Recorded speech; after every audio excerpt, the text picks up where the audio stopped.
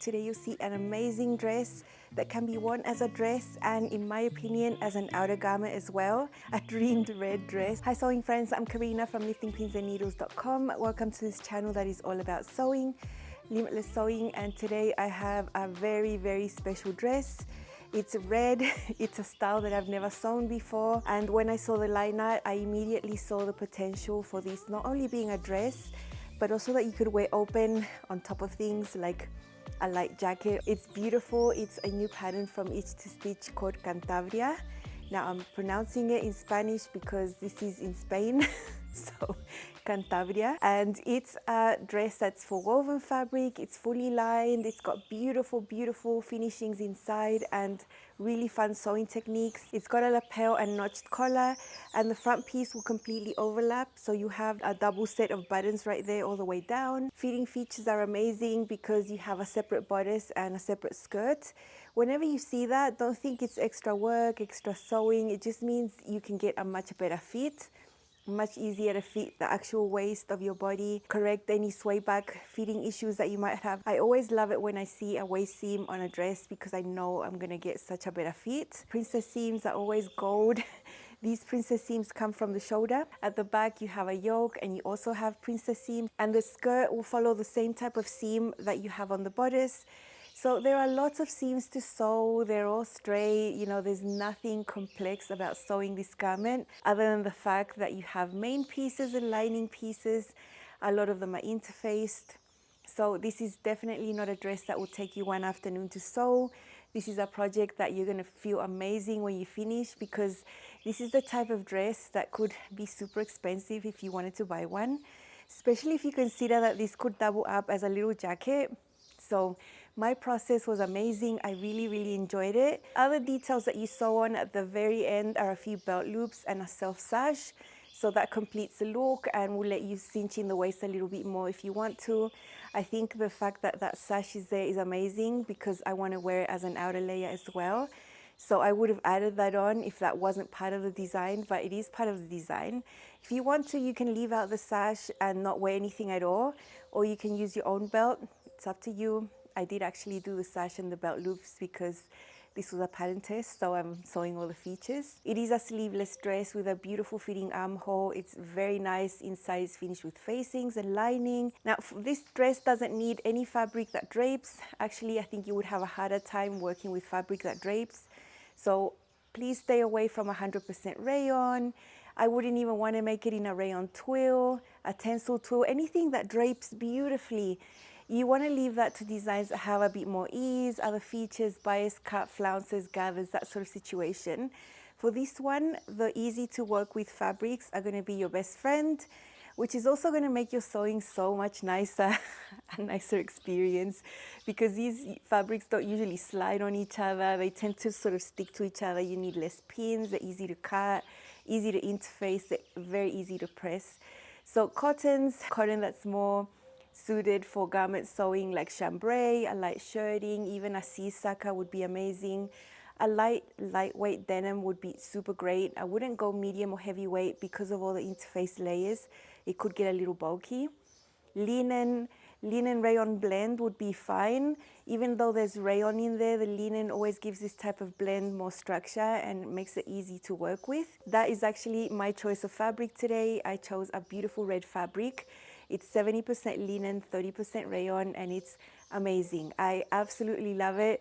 When I saw this fabric in a shop locally, they had a quite sizable amount on the bolts, and I asked the woman there, can you measure it please? She measured it. She had about almost 7 meters, and I bought the whole lot. Other fabrics that you could use if you wanted this more to be a warmer type of dress, and I see a lot of people style these types of dresses with a really fitted long sleeve top or turtleneck underneath. Then you could use a wool suiting that's lightweight. That would work as well.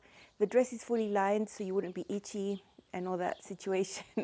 So it's up to you whether you want it for winter or for summer. For the lining, you always want something lightweight, so you could use a cotton lawn or a cotton voile.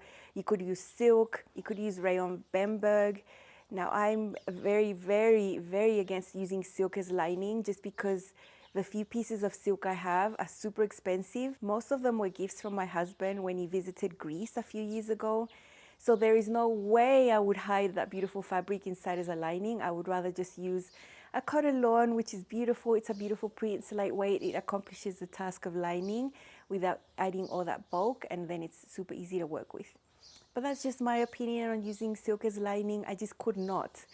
But if you have silk to spare, go ahead, go ahead. You know, it's all personal preference in the end, what we prefer inside.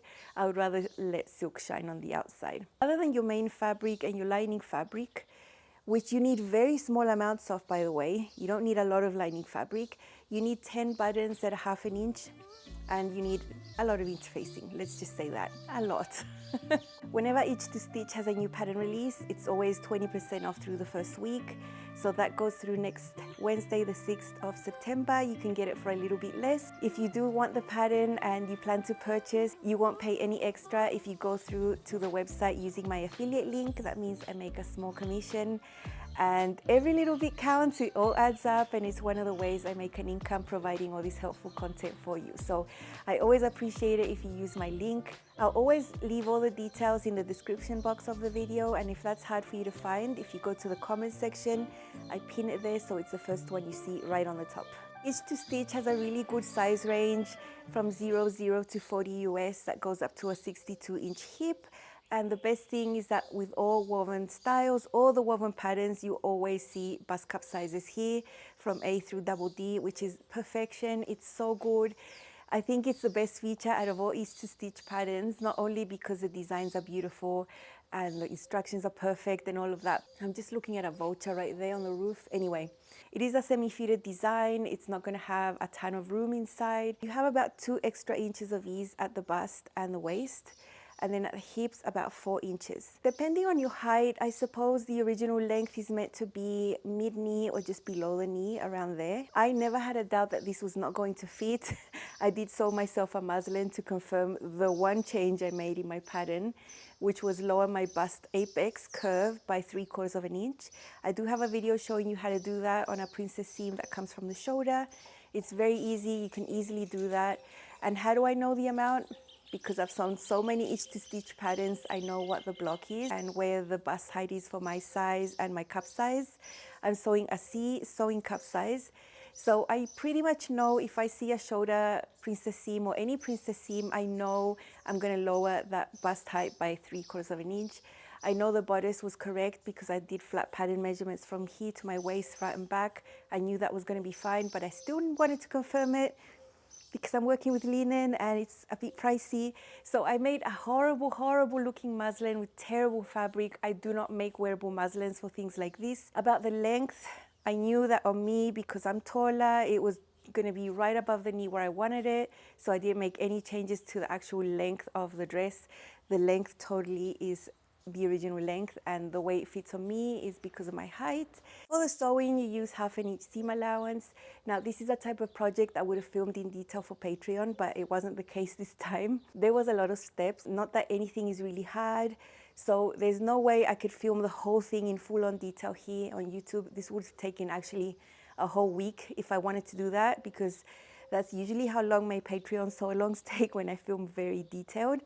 So I have filmed for you. What I'm going to show you is going to help you, but I have left straight seams and general construction sort of out, and I will be focusing on showing you the pattern pieces, how they go together, general construction, and what you will see is how to sew this collar and this lapel, because the technique is a little different.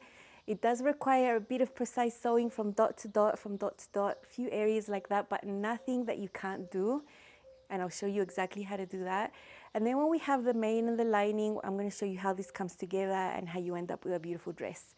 So it's still very, very practical, although it's not a full-on step-by-step. It will help you, so let's see.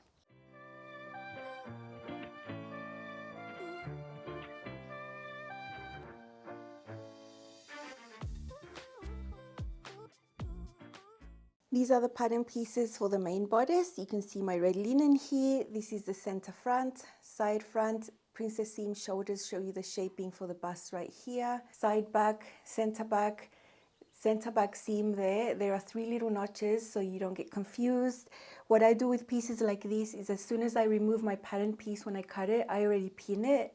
So that's all ready to go. I don't have to think about that. And then in this section, you have double notches that are going to help you put that together. Once that's sewn, full extended piece that will go sewn onto the main yoke, which is not interfaced. Collar pieces, the non-interfaced one is the under collar. This one's cut on the bias. It will have a center back seam. I already have my pins there. The upper collar is just extended, and that one is the interfaced layer. You can see the center front piece will have a mark there and a mark there. Over here on the collar pieces, you also have a dot there and a dot there. For both of them, make sure you mark them super accurately, because the collar is going to be sewn onto this area in 2 stages, and we will be snipping into there at some stage. I will be fusing on a little bit of interfacing in this section and then marking that again. This is for the sash. It's going to have a center back seam. There's no way you could actually cut this fully lengthwise unless you had a lot of fabric. And this is a belt loop piece. This is the inner layer for the bodice. So you can see that the center front is fully interfaced. This is actually the same pattern piece as the outer layer. It's just that one pair is interfaced here, and on the outer layer your fabric won't be interfaced. It's exactly the same piece. Now the side front piece is different to the main piece, because here we have a small facing that is cut from the linen, from the main fabric. It is originally the same pattern piece, but there is a cut line for you to cut this narrower there, so this is smaller. So the main piece will just be wider right here, but it is the same pattern piece.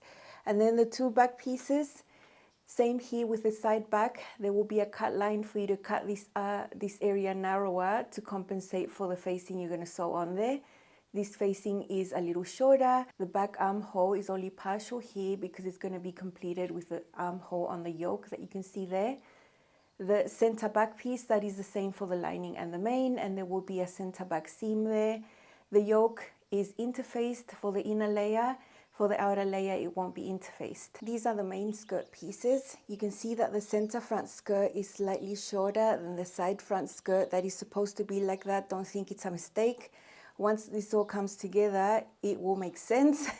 And this is the back skirt. It matches the length here of the side. Front skirt, of course, because these are the ones that are going to be sewn together. There is a notch at the fullest part of the hip to match these up. And on the front, you have a notch that's a little higher right there. This is the center front skirt, which is the same pattern piece as the main. You will just cut 2 pairs. One is interfaced, that will be inside, and on the outer layer, it won't be. And then you have a side front. So you have 2 pieces for the front of your skirt, and you just have 1 back skirt. The back skirt is going to have a center back seam, and you're also going to have a dart right there for shaping. There is a lot of stay stitching to be done before we start, so I'm just going to get through it. All the necklines will be done from the shoulders in, both for the main and the yoke. We're also going to be stay stitching the inner layers, these areas from the shoulder down there, all directional. For all the pieces, all the armholes, all the necklines, all the edges of the facings, even if they're interfaced, they will get stay stitched. This is all done within the seam allowance, slightly smaller than the 1/2 inch, with a regular stitch length. You can get through the steps of putting the bodice together quite quickly. There's no complex steps right here. This is the back all put together, the 2 center fronts, the seam. All the seams are pressed open, and then the yoke is sewn on there, and it's all pressed and ready to go. Here we have the front. You can see the little rectangle I put on there to protect that area that will be snipped in later. And we have the princess seam here coming from the shoulder. Seam allowance is pressed in. I've got buttonhole marks there with a friction pen, so I've been careful not to go through those areas. But I'll probably mark them with a thread so that I can press everything properly. That's how I'm going to retain those buttonhole marks. At this point, I am assembling the back bodice of the inner layer. So you'll see some of the pieces are lining material. There's a few seams right there. I've already sewn those. And then over here, we have the facings that are from the linen material. I have pinned those onto the curve. I have already sewn one. And then after that is sewn on, that will complete the length right there, that will match the length of the yoke. This area on the lining fabric was previously stay stitched at 1/2 inch. You can see the red stitching line there. Some people find it easier to do a few snips into there before attempting to pin on this. That's in a curve. But I don't really find it difficult to pin. I prefer to snip afterwards. I just feel unsafe about snipping before having a seam sewn, because there is a small chance you might snip further than you want to, and then you end up with a hole. So I personally have not needed to snip before sewing in curves. So you can see I've got it pinned right there, and then that is going to get sewn at 1/2 inch seam allowance. Just keep the interface side on the top, the non-interface side on the bottom, and go slowly sewing at 1/2 inch, and you'll be okay.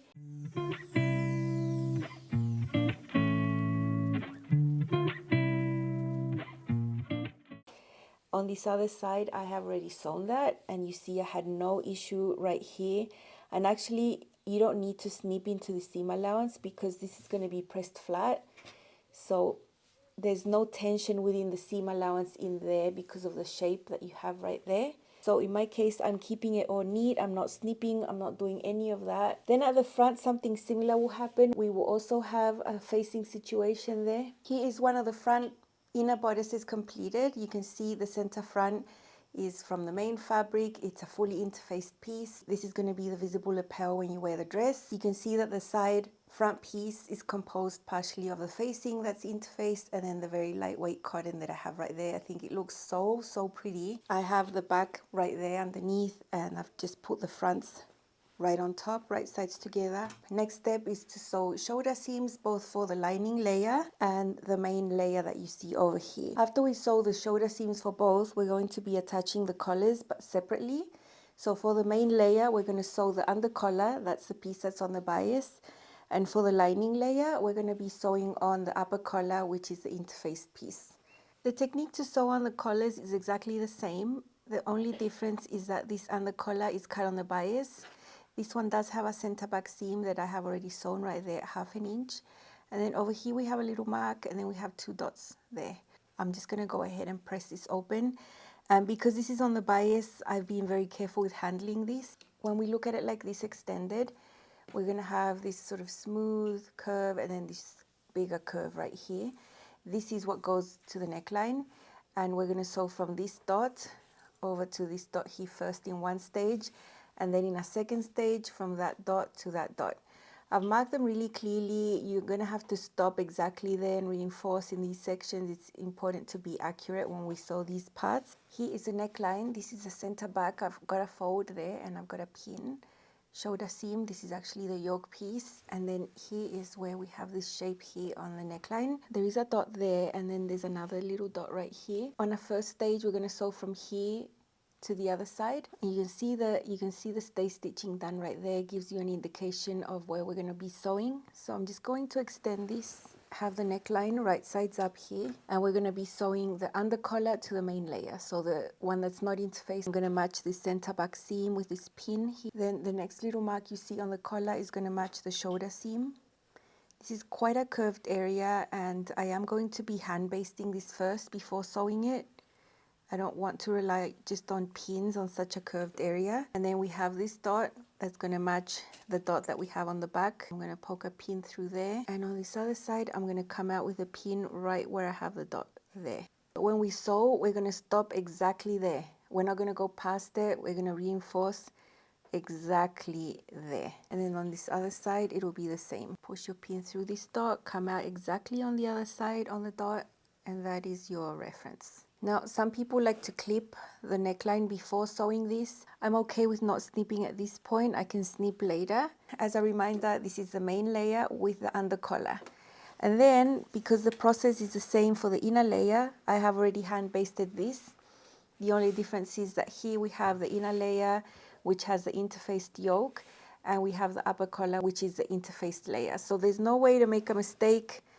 Both pieces are interfaced right here. On this other side, we have non-interfaced pieces together right there. The other difference here is that the upper collar doesn't have the center back seam. So we just had a mark to signify the center. And this is cut on the straight of gray and it's not on the bias. Here is my first section that I'm going to sew now from dot to dot, hand basted. I'm just going to go carefully. I've hand basted a little within the seam allowance so that my stitches don't end up right on top of the basting stitches.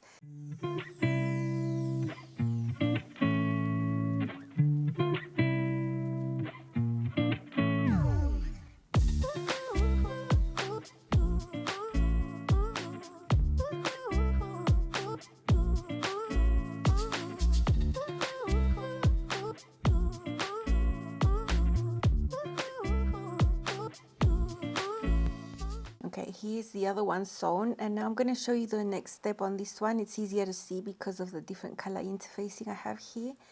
So over on this side, we can clearly see the yellow dot. That's where we sewed up to. These areas were reinforced really nicely, really accurately. And now we just need to cut into this corner to allow the fabric to extend. So just right here, cut to but not through it. And now this can actually extend and become sort of like a straight piece of fabric. And now we're going to pivot this. I'm actually going to do this looking at it from this side because I can see, because that's where I have to start sewing again. And then I need to match up this dot here with the dot behind. Right here. And we need to come out on the other side right there. So it's small sections that we're sewing now, from here to there. And then on this other side, it'll be the same. We will snip into here. This allows the fabric to extend, and I'm going to do it from this side so I can see this. I don't want to get a pucker right here. That is the whole idea of sewing from this side. My dot has faded, but I can still see it. I did a very small dot. And I'm going to match it with this dot here. Oh, that is what we sew now. This is a small section. I'm not going to be hand basting this area. Plus it's straight. There's no curve right here. And then this is the same process that we're going to do with the other layer, the main layer and the under collar. It's all exactly the same.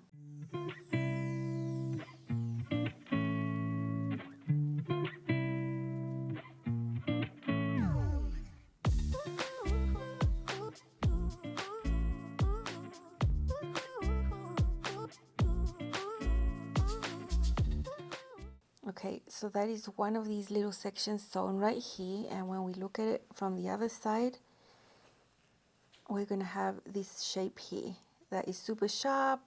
It's like a little corner. There's no puckering. It's very nice, and we get to repeat this process on the other side right here, and then the same thing on the other layer that we have there. It's all after I've sewn this on, I'm going to go ahead and snip right here on this back neckline area that's super curved, just to relieve the tension.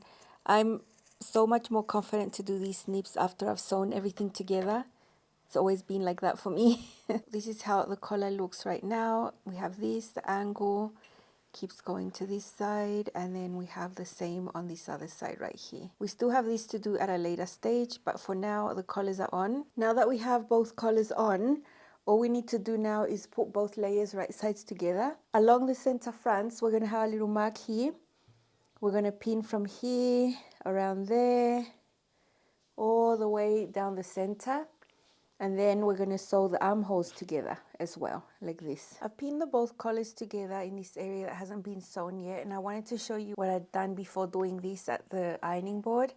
I trimmed down the seam allowance to 1/4 inch all the way around there. And then I pressed it with the seam allowance down towards the body of the bodice. So that area there stays nice and extended. And underneath here, you have the snipped area. Over here I trimmed it, but not all the way, because at this point I still want the full seam allowance there. And I've done the same here, and it's all the same on this other layer as well. Seam allowance trimmed and snipped all around the curve right there. Now over here, the seam allowance is going down on both sides, here and there. And we have that dot, so I've matched up that dot to the dot underneath. And we're going to sew exactly from that dot, not going over the seam allowance. That always has to be free from here up, that little short area, and then all the way across the top, uniting the collars, coming down here up to that little dot right there. Then we're going to push the seam allowance up out of the way and pick up from that dot over there, and then go down to that little mark right there. We're not sewing all the way down because we still have to unite the skirt layers onto this. So we can't go all the way. It has to be just up to that little mark right there. And it's the same on both sides. My sewing machine has a function where I just lay the needle where I want it, and I press a button and it does a few reinforcing stitches right there on that exact same spot. So that's really helpful. In corners, I don't like to pivot my needle. I like to finish the seam and then start again. Remember, you're doing this with the interface layer on the top and the non-interface layer on the bottom. The layer on the bottom is on the bias, so if you were to switch this and sew with this one on top, it's a less stable area and the presser foot might stretch it out of shape. But this one's interface, so it's really stable and the presser foot is not going to affect it.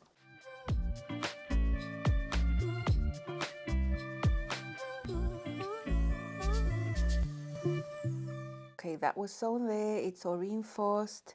All the seam allowances are free. We're not catching seam allowances here when we do this. And now we're going to push the seam allowance up towards the collar on both ends, both sides. This dot will actually be already fixed in place. You can see the dot right there, the yellow dot. I'm going to pick up there and sew across, being careful to not catch anything that is right here.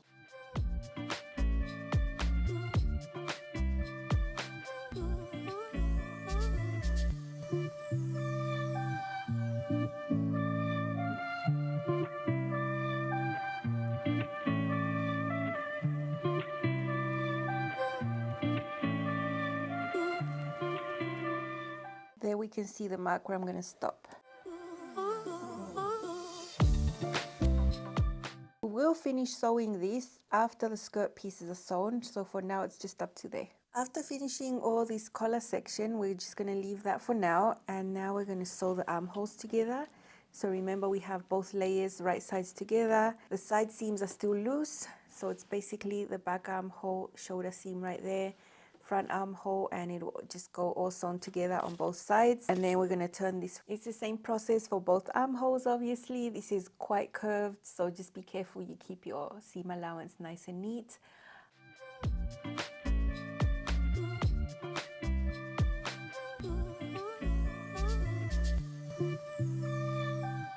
After that, I'm trimming the seam allowance down to about half. It's just too much to leave in there. And then because this is a very curved area, I'm doing a few snips to relieve the tension there.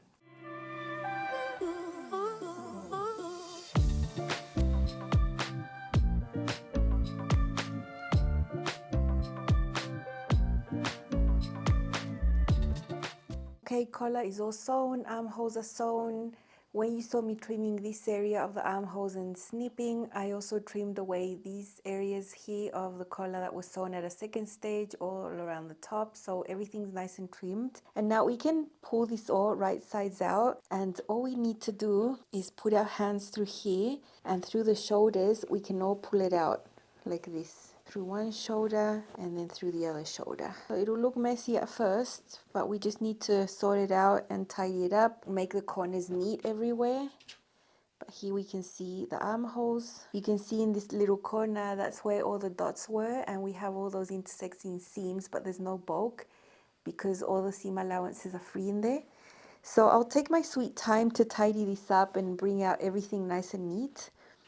And then once that's done, we can sew the side seams of the bodice. Before sewing the side seams, I'm doing some understitching on the armholes. This is the inner layer, this is the main layer, so the seam allowance in there is pointing this way. It's a little bit fiddly, but there's good access. The shoulders are wide enough for me to go past the shoulder seams here.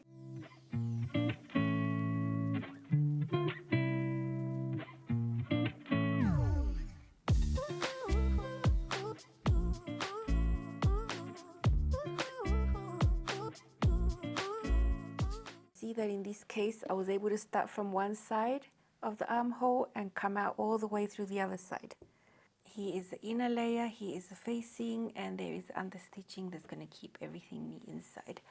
I'm doing this instead of top stitching. I prefer just a clean armhole like this with no top stitching afterwards. Here we have the armhole extended, and to sew the side seam we're going to do it in one go, and we're just going to meet the seams here.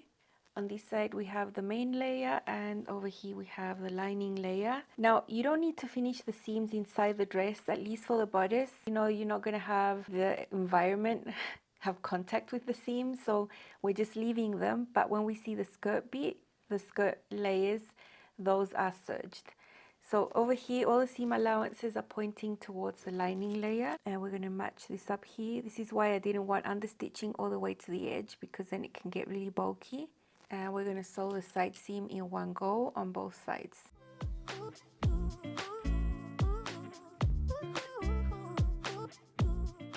This amazing bodice, it's so pretty, it's all finished. The lining inside, so pressed. I have hand basted these edges first. I don't want to top stitch until the very end. Roll the seams by hand so that they are where they're supposed to be. Everything is super neat. And you can see that the center front was sewn only up to here. We still have this open. So this is going to allow us to separate the layers. So I have the lining layer here and the main layer separate. And now I'm going to align the skirts on here. It's going to be a bit of a fiddle, but we're going to sew. I'm going to sew the lining skirt first onto this layer, and then sew this one, making sure they're always right sides together. And then we're going to have the full dress. Then we can finish this center front seam, pick up where we left off there. I'm going to show you the skirt pieces. These are super easy to put together. It's just a bunch of straight seams basically. And the center fronts of the skirts are made with the same linen fabric. They are cut from the same pattern piece. It's just that these are all interfaced. So these are sort of like facings as such. They're quite wide because there's going to be quite a nice overlap. So all of this is done. And you can see that this one is shorter. So first I put together the lining pieces and hemmed all the lining pieces first. The hem is folded up twice by 1/2 inch. So the total hem allowance here is 1 inch. And then you sew on these, and then you're going to have an excess of 1.5 inches here at the bottom. That is supposed to be like that. Don't think it's a mistake. So that is the lining layer. Super simple. Here is the main skirt piece from the linen. With this one, it's the same. I sewed all the skirt pieces together first, and then sewed these central pieces. Now, what I did before sewing the central piece was fold up the hem allowance, which is 1.5 inches here, but it was just a memory crease. So that's serged at the bottom and pressed up by 1.5 inches. And then you can see here, if I put it like this one's a little shorter than this one. So it's supposed to be like that. There's supposed to be 1 inch extra hanging off here. And when you sew this together, you're not supposed to sew it all the way to the bottom. There's going to be a dot where you stop sewing. So there's that little bit that's loose. At this point, it's looking gorgeous. All I've done off camera is do a bunch of straight seams. So I sewed the lining skirt to the bodice. It's a long horizontal seam, but it matches a lot of seams along the way because we have several pieces that compose all of the bodice and the skirt. And then over here on the other side, I did the same with the main skirt, 2 very long seams. Then I turned this inside out again, and then I picked up where we'd left off on the top and just sewed all the way down, pivot around here up to the dot that we have there, and I'll show you what's going on here. Absolutely nothing difficult about this dress. It's just that there's more steps than usual, but they're just very simple. Prior, we'd done this hem crease that's just extended, but it will be folded up. And you can see when I finish sewing up to there, it matches the same height right here as the fold. When I fold this hem up now permanently and do the hem, you can see the lining is going to be a little shorter, about 1 inch shorter, but it was still going to cover the hem allowance once I turn this right sides out. But when I flip this right sides out here, everything's going to match up right there because you can see the fold is at the same level of that seam. You can see the stitching right there. So it's all very, very easy to do. All I have to do now is turn this right sides out, fiddle with everything, press it, add little belt loops and the sash, some top stitching. I'll be doing this hem by hand, although in essence you could do this hem by machine right now. I don't want to do that. I want to do it by hand. The hem of the lining has already been done by machine.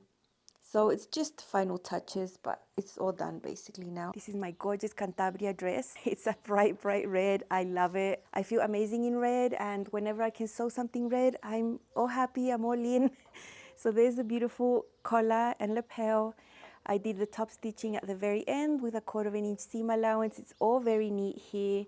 All these little corner sewing bits are right in there, and then on this other side, this is the upper collar, the interfaced one that looks super smooth. And then this lapel is the inner layer that's interfaced. Very beautiful. Sleeveless armholes. Now I understitched my facings instead of top stitching. Personal preference, it's still the same pattern. And then you have this going on inside. It's so, so beautiful.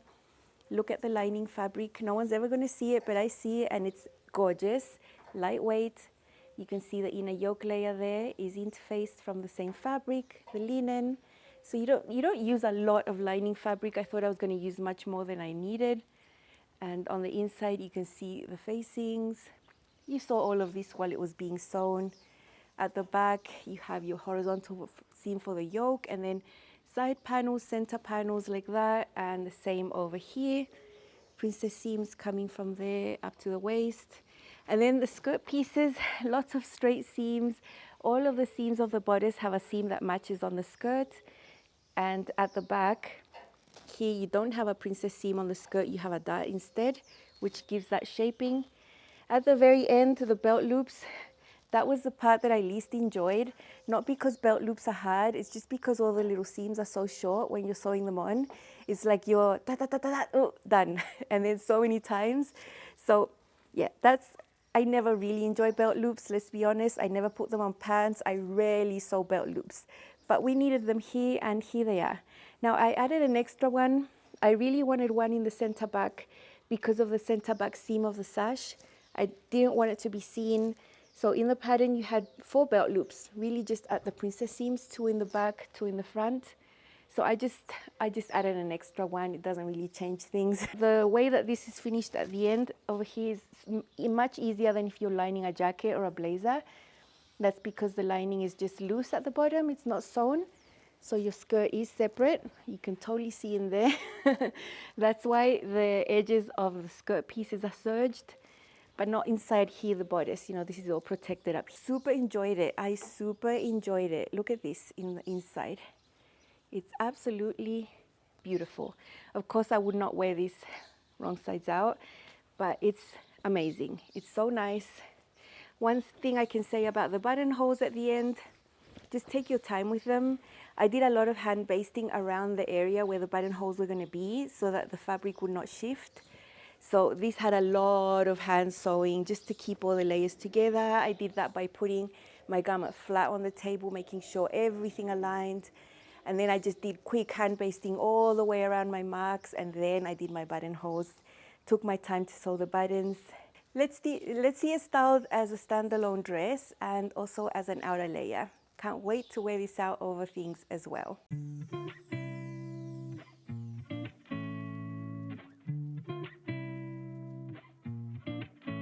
Is my red Cantabria dress from Each to Stitch. Red linen, just on its own, very simple styling. So the dress can really show its natural beauty without many things going on. I've just got a pair of gorgeous heels and a purple bag. I think purple and red is not a usual combination, but I love how it looks together. So that's what I've done here. This is the original length of the dress. It hits me right above the knee.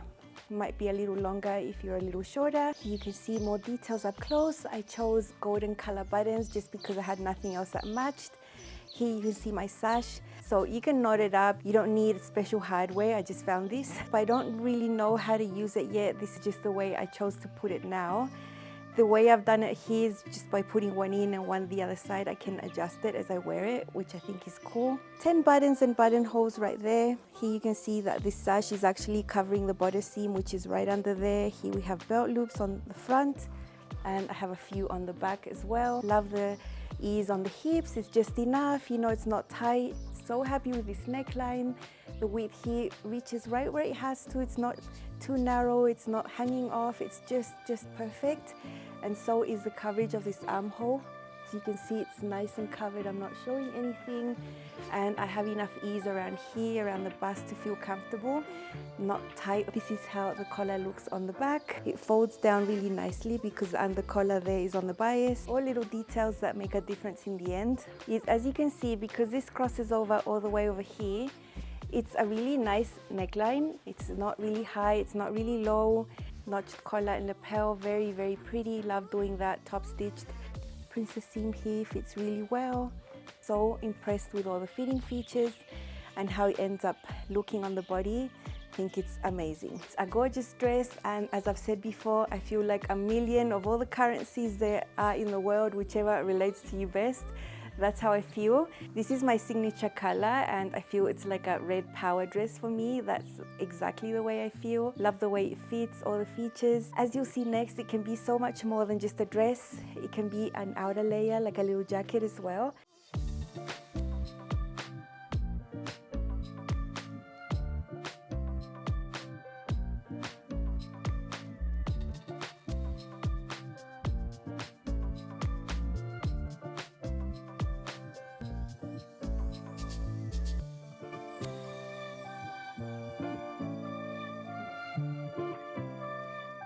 Here is my Cantabria dress worn as an outer layer, just on top of a dress. Very simple, straight dress, no bulk under there. I always want to keep my dress underneath super simple and bulk free, pretty much a straight dress. This one's made out of knit.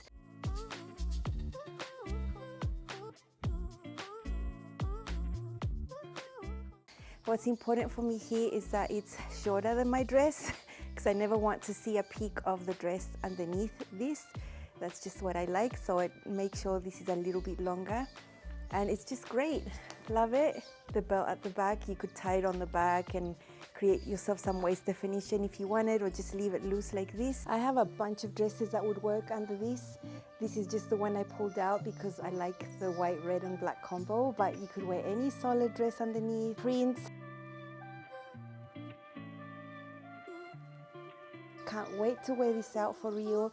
And if you made this out of a light wool suiting material, it could be a perfect layering piece as well.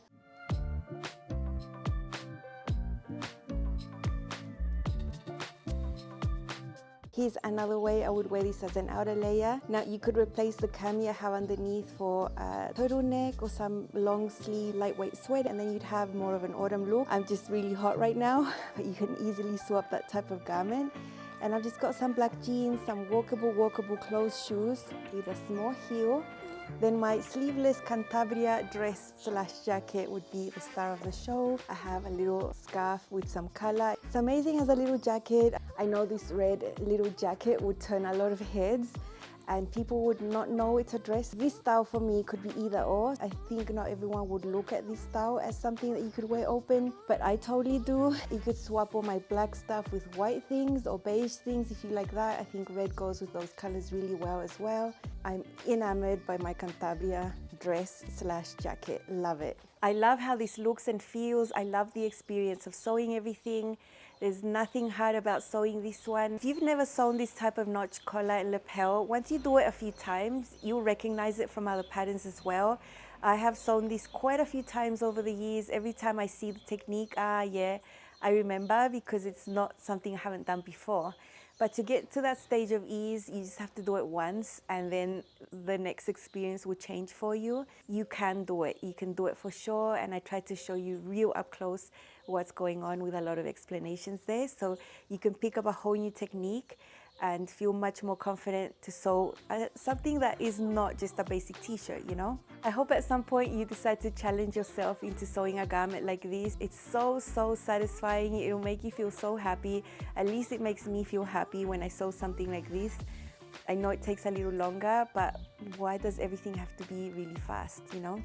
This is really worth your time to get a garment like this. It's amazing. That's all from me. I'll see you again very soon, very soon, with more sewing on this channel. Bye.